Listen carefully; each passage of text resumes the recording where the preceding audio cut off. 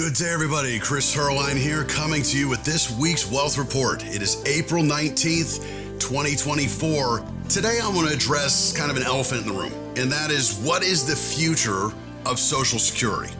It's by no means a secret that the Social Security system isn't in the greatest financial shape.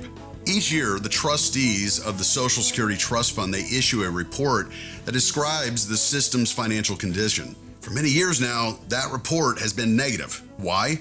The total expenditures of the program exceeded its non-interest income dating back to 2010, and even then, they said that's expected to continue indefinitely. Beginning in 2018, they came out and said that the annual deficit was expected to increase steadily. That's because the number of retirees is growing faster than the number of workers paying taxes into the fund. You may not be aware of this, but the trust fund, it consists of special bonds that are issued by the Department of the Treasury for the Social Security taxes it borrowed in the past. The solvency of Social Security really depends on the Treasury Department being able to make good on those bonds when the system needs the cash. Those redemptions, well, they begin back in 2019. While details of the annual cash flows and when Social Security might run out of money change from year to year, depending on economic growth, inflation, and other factors, the general conclusions really are the same. The key conclusion is this: it's that the retirement trust fund will be exhausted between 2030 and 2034. And once the reserves are exhausted, Social Security annual tax revenues will finance 70 to 76% of the scheduled benefits almost indefinitely. So what this means is that without an action by Congress, the program won't be able to pay 24 to 30% of the benefits that you were once promised. For years, there's been a lot of baby boomers, and especially younger generations that are still in the workforce, that have assumed that they're not going to receive any Social Security benefits because the Social Security system would be bankrupt. But the stats that I just gave you around 2030 and 2034, that really leads to a different conclusion. And what I'm describing to you is actually in fine print on your Social Security that you can go and print off of ssa.gov right now. So by no means is this breaking news. But based on the statistics I gave you, Social Security will continue to pay benefits for many decades. But with that said, the payments likely will be on different terms than they've been in the past. See, there's a gap of 24 to 30% of promised benefits, and that gap must be covered through either lower benefits or higher taxes, maybe both. But I believe higher taxes very well may be one of the ways to fix the system. But I think it may come in the form of another way. And we've seen a really good sample of the likely changes in Medicare. Now, you've heard me talk about Medicare stealth taxes for years and how many retirees will pay more than their coworker or their brother. But see, it used to be that every Medicare beneficiary, well, they all paid the same monthly premiums, no matter what. And believe it or not, that changed not that long ago.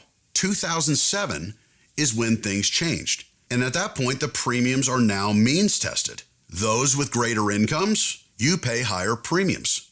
Now, getting back to Social Security is already partially means tested because higher income beneficiaries have part of their benefits subject to income taxes. So the way that the Medicare surtax works is that if you have higher income, you pay more in premiums. What's to think that if they continue to means test Social Security, for those of you with higher incomes, you would get a reduced Social Security benefit. So it almost works in the reverse way that the Medicare surtax does. That to me seems very likely. Raising taxes exponentially overnight to fund these systems, yeah, that may create a massive headache for the government or for those in elected office. But the fact that they're already means testing Medicare and getting away with it seems to be an easy fix when it comes to this deficit with Social Security.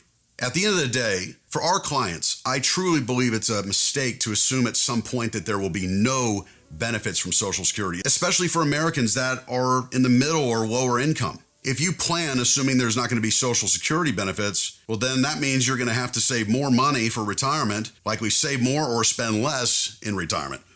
But for our successful families at Reeve Financial, when we think of upper and middle income families, those who are better off, mark my word, today, April 19th, 2024, I believe that changes are likely to be made in the coming years, specifically for those that have done the best job of saving.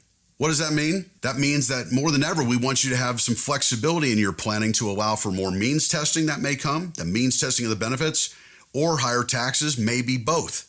And this is why for years we have stressed the importance of tax diversification. There are many ways that you can get more tax diversification each and every year in your retirement planning, specifically those of you that are already retired. This in part is the reason we report to you every month through our Wealth Report series on being proactive with your investment and tax planning, and we'll continue to do so. As always, thanks for joining me throughout the month, and feel free to forward these messages to your friends and family, your loved ones that you think may benefit from these topics. And if you enjoy this type of content, be sure and subscribe to our YouTube page at Reap Financial, where I drop new content every Wednesday of every week so you, our families, can stay on top of things. Until we speak again, all the best.